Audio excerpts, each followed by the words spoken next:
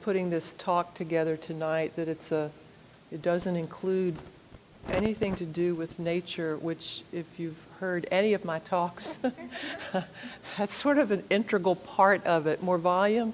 Phil, can you turn the volume up just a little bit? So I just have to say, it's March 1st, guys. Yes, it's March 1st. And so what I noticed getting out of the car out here in the parking lot tonight, the spring peepers are back. So whatever you do to acknowledge the change of seasons, whatever you are aware of that helps you to wake up to the present moment, please take advantage of and really absorb what's happening out there now in the world, because the pace will pick up dramatically and we'll be overwhelmed with sight, smell, and sound in short order. So it's a wonderful way to wake up this spring. That's my nature piece for the night. So tonight's talk is part one of a two-part talk. They'll be standalone, I think. Don't worry, if you don't make it to the second one. And those of you somebody who may wander in here for the second one on March 22nd, 3 weeks from tonight, it's okay. What I want to explore in these two talks is the concept of awareness by looking at the nature of mind and the phenomenon of knowing itself. What is knowing? What is the true nature of mind? So tonight I want to start with looking at some questions about, what is the nature of the mind? What is this phenomena of knowing? And as always, take what's useful tonight in this talk for you and let go that which is not. So to begin with, we might form some questions to look at. The first one being just what is meant by the nature of mind? And what are the qualities of mind when it's not involved in knowing something? And by this I mean ordinarily, for most of us when we're awake, we utilize this mind's capacity for knowing in planning, in remembering, in fantasizing, in commentary. That's how we use this capacity for knowing. And if you've spent any time paying attention to where your mind goes, where your attention tends to go, where it wanders, you have an idea of what your mind inclines itself towards. So it could be rehearsing, as in planning, could be rehashing, as in remembering, could be fantasy or commentary. So this question tonight of looking at the very nature of mind, we're looking at what does the knowing capacity of mind feel like? What does the knowing capacity of mind feel like? What is its nature when we're not planning, when we're not remembering, or when we're not providing commentary to our experience? And furthermore, what context, what meaning does this knowing capacity provide us? In other words, how do we relate to this knowing capacity of mind?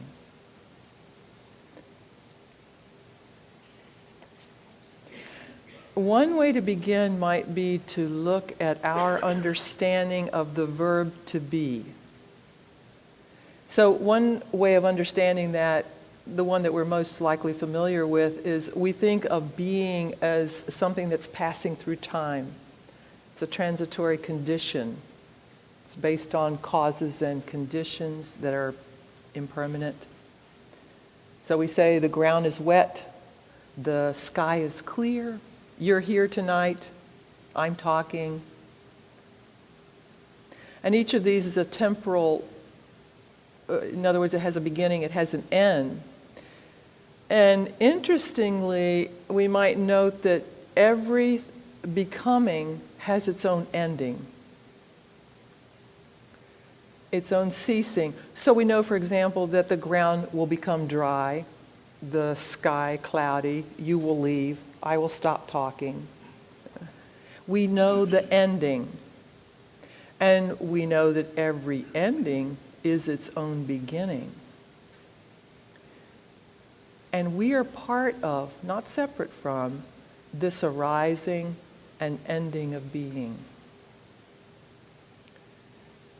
If we can begin to get a glimpse into this, it helps us not be so encapsulated in our own drama, in our own lives. Gives us a little bit of spaciousness around our lives. There's another meaning of the verb to be, and this meaning has a transcendent quality.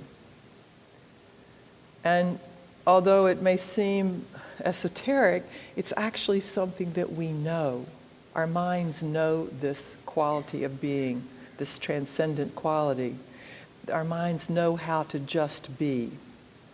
So with this form of being, it doesn't imply a becoming, a getting older, or getting smarter, that kind of thing.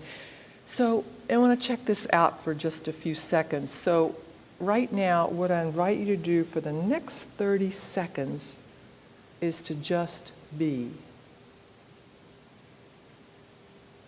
Just be.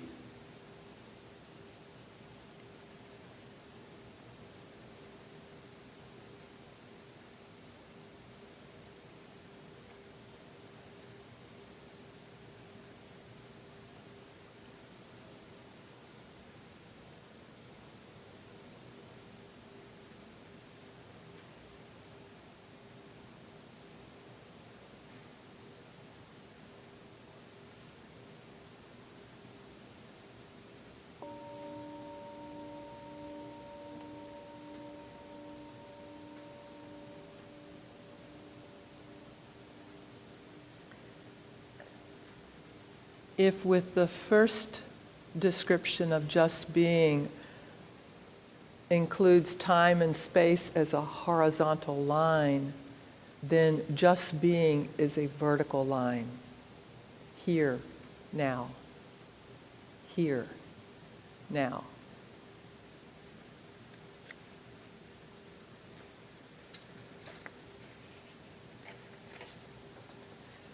To just be, or isness as it's sometimes referred to, is the taste of experiencing this moment.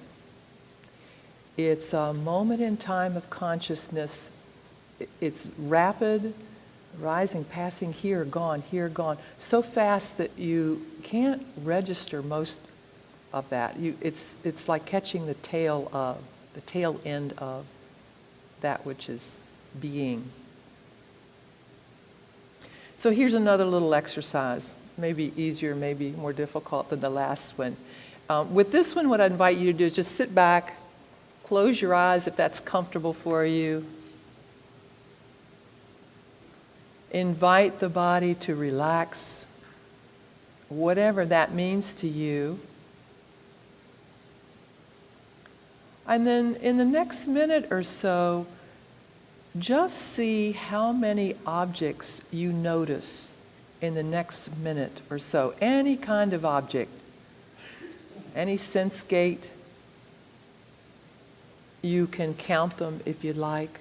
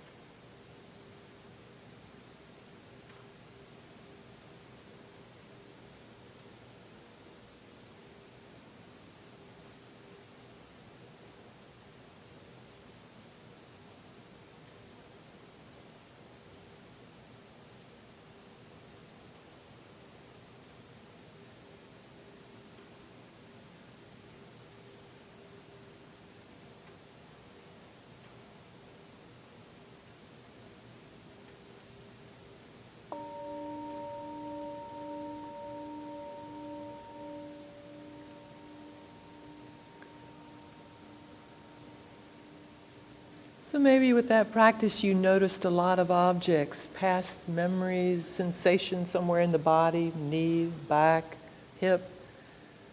Maybe you thought about what you had for supper or what you're going to do when you go home tonight, or a conversation you had yesterday, or where your children are, or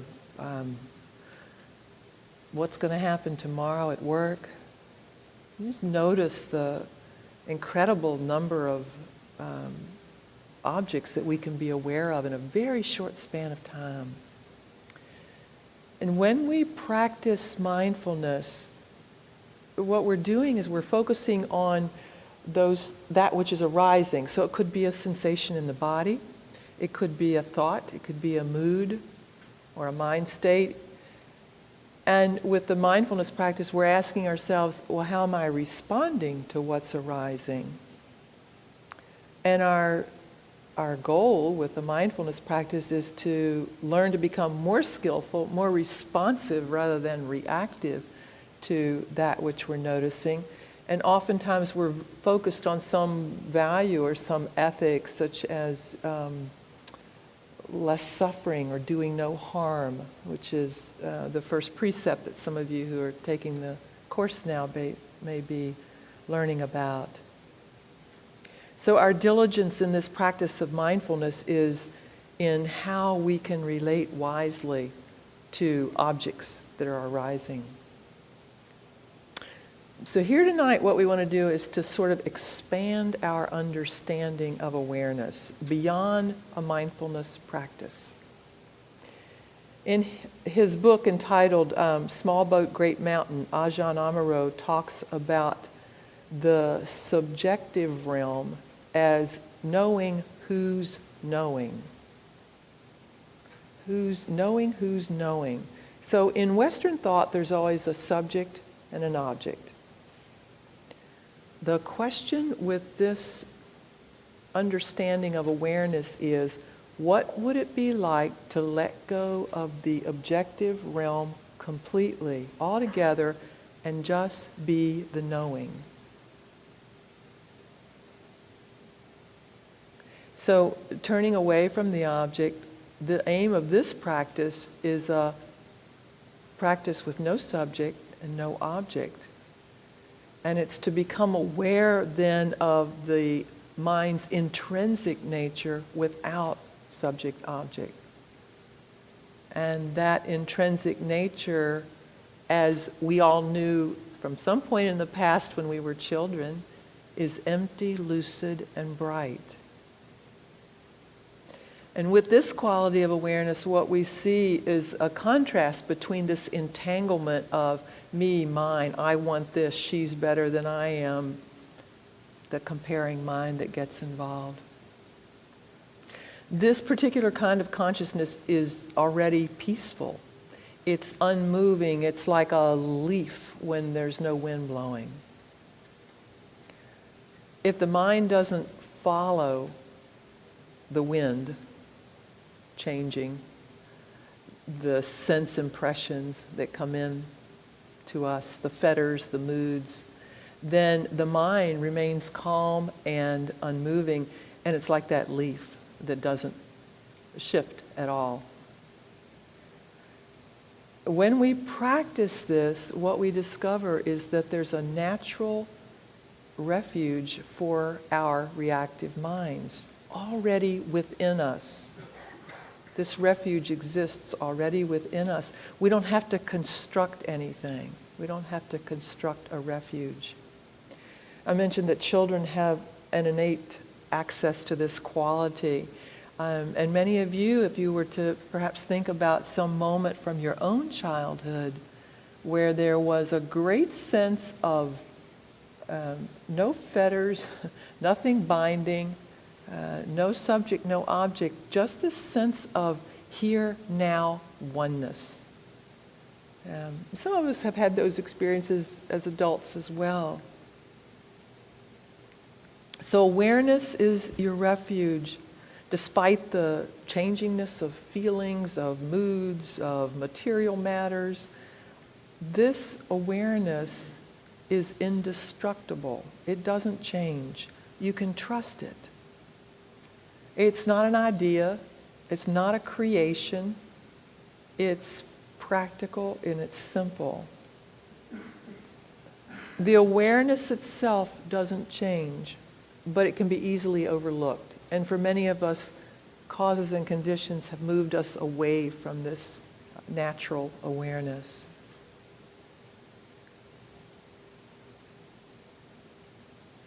So the nature of mind, this question we're asking tonight, what's the nature of mind? What is knowing when it's not involved in planning or remembering or commentary? This kind of knowing is called resting in awareness.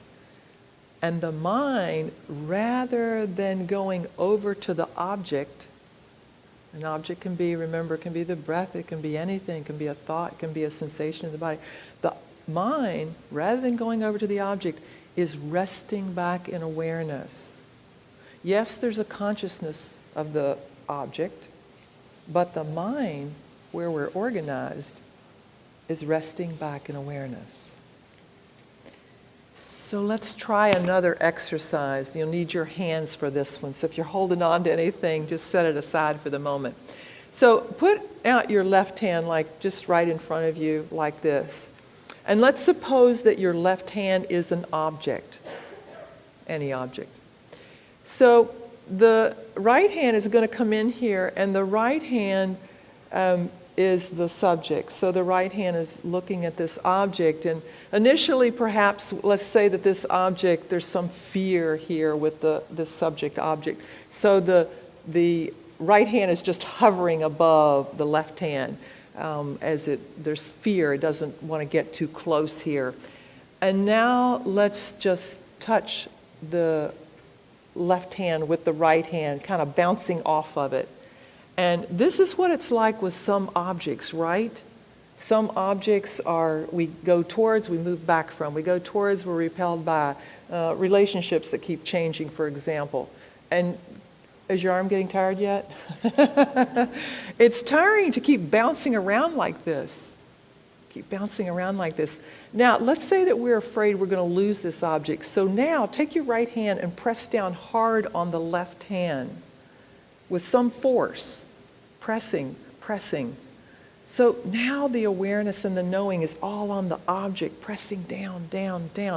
This is exhausting, right? Let it go for just a moment. Now let's say that there is a wanting to cling to this object. So grab the left hand with your right hand, hold on to it, clasp it tightly, and can you feel the amount of clinging, the energy required for clinging, holding on? So release that, and now take the right hand, and let's say you want to manipulate it, you want to fix this object, make it right, rearrange it, make it work for you. So start pushing it around, start pushing the left hand around with your right hand, manipulating it, changing it, making it do something.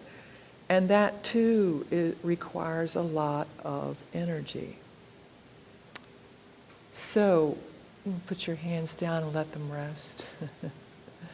There's nothing wrong with any of this mindfulness of objects. There's nothing wrong with any of it.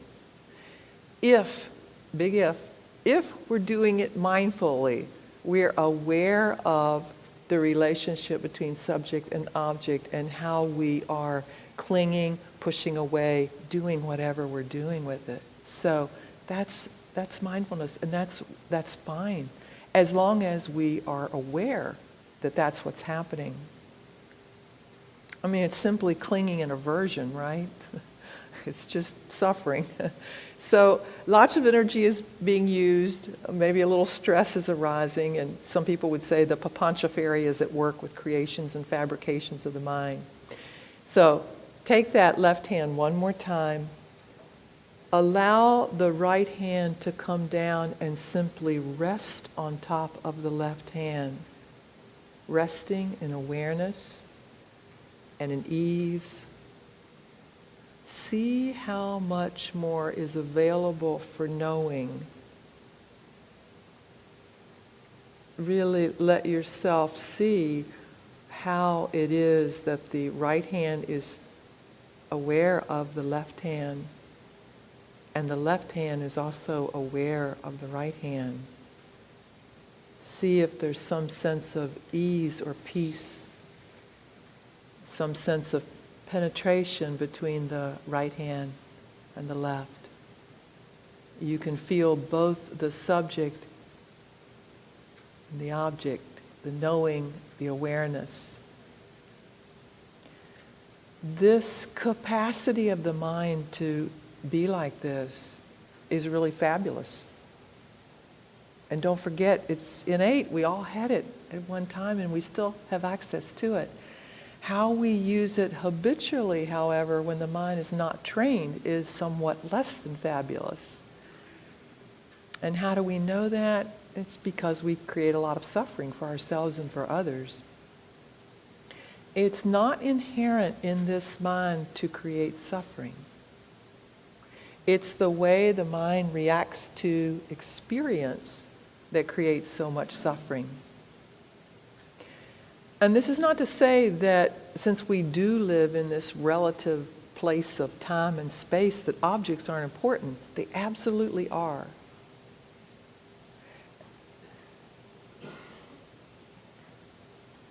So we have to have objects. We have to have this experience of seeking food, shelter, social justice. Those are important. It's also not to say that there isn't a lot of natural suffering in the world, natural dukkha, the Pali word for suffering, because there is. We are all subject to injury, illness, aging, and death. All of us. It's going to happen if it hasn't already. Our relationship with, our reaction to these natural phenomena often increases our level of suffering. So how do we cultivate this marvelous capacity of mind to rest in awareness? Well, one of the things we can do first is to just begin to recognize when the attention has been directed to an object, which creates automatically a subject, me, who knows that object and believes the object is mine, i.e. this is my experience, this is my chair, this is my breath.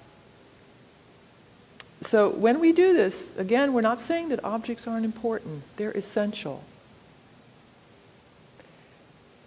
How do we learn to have clarity about those objects so that we can have a wise and compassionate relationship to them in the mind?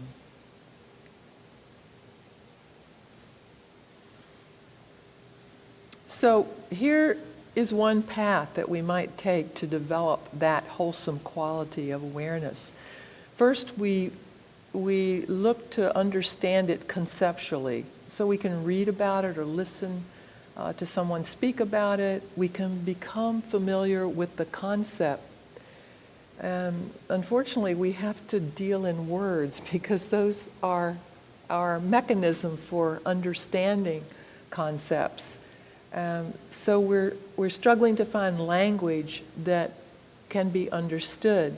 And we ask questions like, does this make sense? Or what does that mean? Or does that mean that? So we get familiar with this idea in the mind so that we can recognize it later on when it becomes a felt experience. So if we can understand it conceptually, when it happens to us with a felt experience, we know it. We know it. We can also go back to the past and remember when it was that we felt that quality of awareness, that absolute release from clinging, from aversion, and remember how good it felt. And I'll share with you one story that I had on retreat at Spirit Rock last year. Some of you know I injured my back rather severely in August of last year, and by the time I went on retreat, I was able to walk okay, and If you've ever been to Spirit Rock, you know that the trails that lead away from the retreat center are quite steep, and they go up. And so I set for myself that week that I was there on retreat a goal of beginning to walk again, to increase the distance each day during the midday break. And I did that. I was able to do that, and was wonderful. And I also, speaking of planning mine, maybe you can identify with this, I set as a goal that the day before I would go home, I would climb to the top of the ridge, from which there's an amazing view. You can see down to the bridges across the bay into San Francisco. And I've been up there before, so I remember what it looked like up there. And the night before I was to take this hike, I screwed up my back again. I mean, in a really bad way, to the point of where I wondered if I could even stay for the rest of the retreat. So, and also wondering how I was going to get down the hill from the lodging to the dining hall. So it was bad. And I remember walking out of my lodging, standing on the porch and looking up at the top of that ridge that morning. And I saw, for the first time in the entire week, I saw a hiker up there on the ridge, traversing the ridge. Tiny, tiny little figure. And my first thought was, may you enjoy that hike. It is wonderful. May you have great pleasure. And it was such a feeling of compassion and utter joy. There was no planning to say that, or I wish I was up. None of that. Just enjoy. And for me, that was one of those moments of no planning, no, what should I do, or how might I practice in this moment with this experience. It just was. So when we have those moments of just being aware of something arising out of nowhere in a split second, that is the felt experience of this direct knowing that is not a part of planning, of any kind of thinking. And you will know it, right? And you've had it. If you reflect, you can recall that moment of utter awareness of being so present.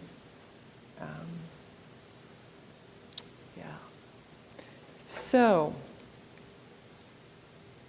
we reflect on our experience. We reflect on what we've heard about this, on what we might say to each other, and we do some inquiring. We can say, what's my experience of this? When have I felt this? So the training of the mind is to be alert and recognize when the felt sense of presence is here. And at first, what we're doing is we're just learning to recognize it. When is it present? When is it happening? And then we can train the mind to actually help create conditions out of which this awareness is more likely to arise. How do we do that? How do we become more skilled? Well, one of the things we practice is that we notice when things are unsatisfactory, and that's the very moment to notice when we're in that subject-object thing, because generally it's quite strong in those moments. So the trick here is to really learn to love the practice, to see how it reflects perhaps one of your own deepest values, whether that is to do no harm, whether it is to relieve suffering, whether it is to be present in your life, moment to moment. So most of us are here because our wish is to wake up. Our wish is to have an awareness, because that reflects what I want to be doing with my time here on the planet. It's meaningful to me. So if there is a true value or ethic that you can identify with, some intention that you can set with this practice, the ease of it being inherently meaningful is what will help to create the favorable conditions for this awareness to arise.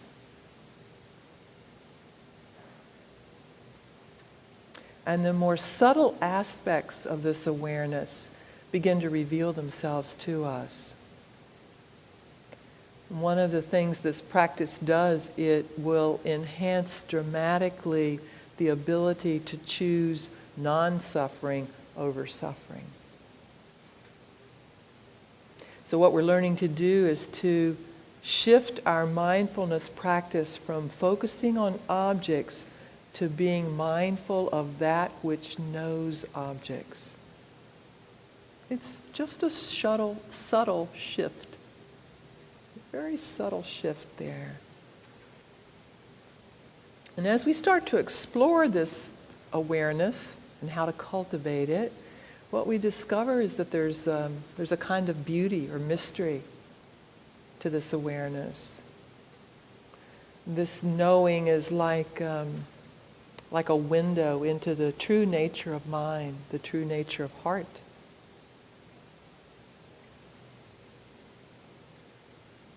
And we ease slowly into this practice. Easing slowly. So there's a cartoon with a lot of ducks all lined up. Good. Nature. Okay. Ducks all lined up in a row, and one duck turns and says to the rest of the line, "I continue to not see what is so special about this." So if that's your reaction to anything I've said tonight, that's okay. It's absolutely okay. What we're doing is we are seeing if we can open the mind a little bit. Can we bring some curiosity here to see what else is possible?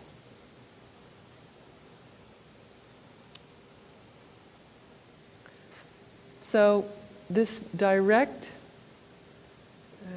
sense of awareness, this knowing, it's not a thing, and this is where language sort of tangles us up a little bit. It's not a thing, it's not a process, it's not subject or object, but it's not a nothing. It's not a me or mine, not my awareness. But when we experience it, it's completely clear, and there's a sense of all-knowing. So here we begin to talk about the unconditional, the maturing of inner life, not magic, but a mystery. And for some, it could be a move from cynicism to mystery. Let's see how that feels. So it's a way to explore your own experience, and like all teachings, as I said at the beginning, if it's useful, take it with you, and if it's not, it's okay. It's okay. It may be at some point in the future.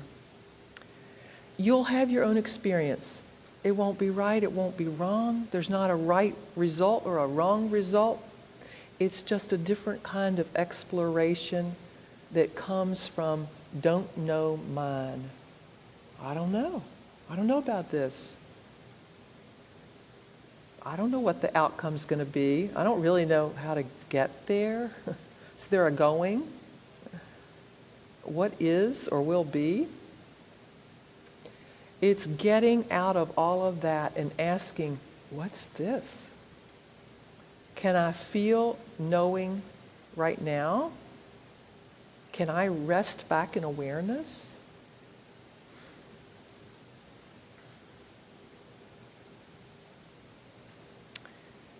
So one more little piece for tonight. There are 3 marks of the unconditioned. There's no arising, no passing away, and no change. So that's what we're talking about with this subtle nature of awareness. We're talking about finding the unconditioned, no arising, no passing away, and no change. Sounds a little different from what we're used to hearing, right? Impermanence. So here's the deal. Although all phenomena, without exception, fall under the laws of the three characteristics, impermanence, unsatisfactoriness, and not self, the true nature of awareness does not fall under these laws. A little paradoxical, perhaps. Yeah. So let me say that one more time. Although all phenomena, without exception, fall under the laws of the three characteristics, impermanence, unsatisfactoriness, and not self, the true nature of awareness does not fall under these laws. So you might ask the question, is that true or not true? And if it's possibly true, is it worth exploring?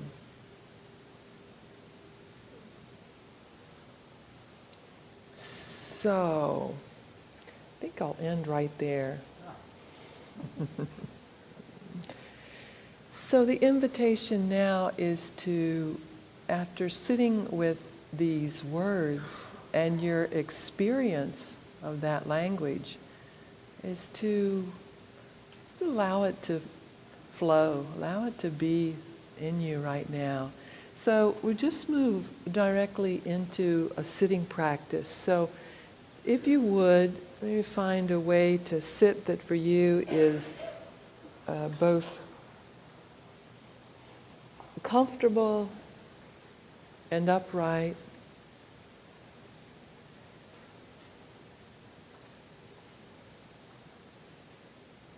So that there's a sense of wakefulness.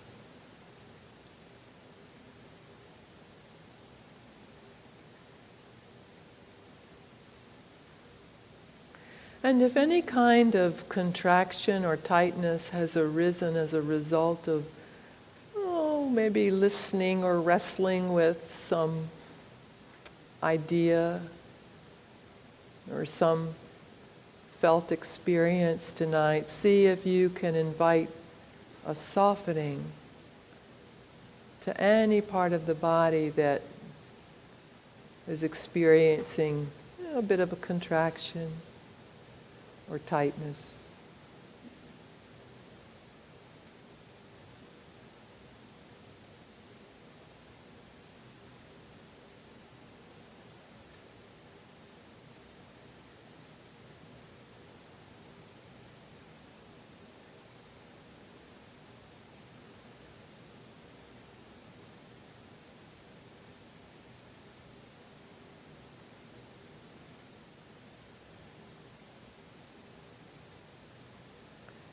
If it helps to steady or concentrate your awareness by practicing in perhaps a more typical or usual manner by focusing on an object, feel free to do so.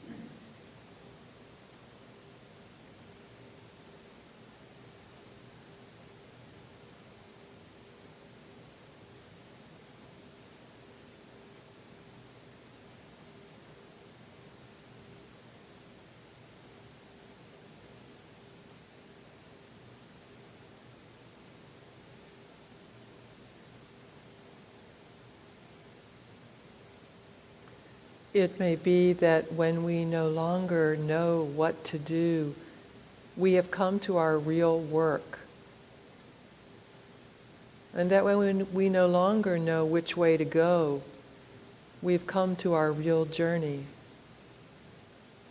The mind that is not baffled is not employed. The impeded stream is the one that sings.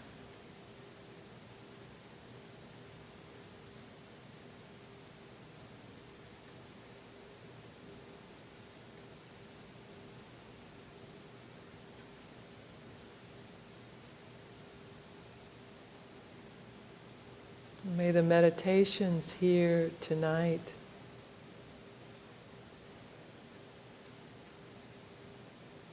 the song of the spring peepers may all serve to suffuse us with awareness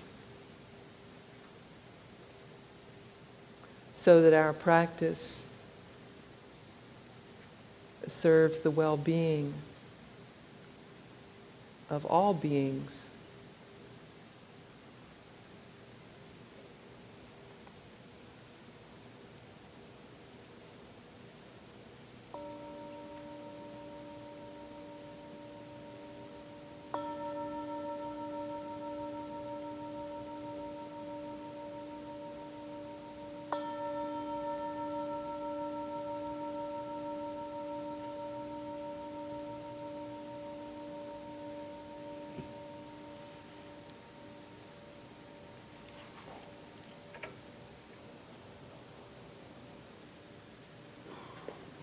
Thank you for your attention and your practice.